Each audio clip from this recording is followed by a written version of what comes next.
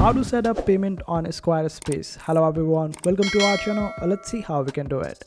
For this, just simply open up your Squarespace and open up the site for which you want to set up the payment method. And on the left hand side panel, you will be able to find the option of selling. Simply click on it, then wait for it to load. And here you can see the option of payments. And in the subline, it says that add a way to get paid. Simply click on it. And here this is how it will appear. You get three different ways to do it. The online way is to do it using Stripe or PayPal. The offline one is point of sale, which is only available for the US citizens only.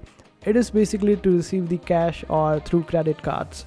So you can utilize this one if you are in US, and for the other ones you can use Stripe or PayPal.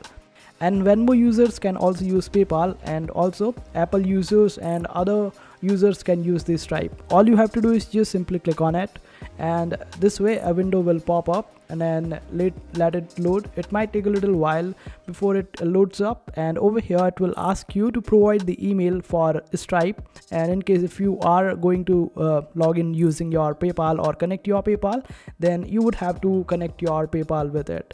And this way, after connecting your respective account with Squarespace, you would be able to receive your payments in that particular account.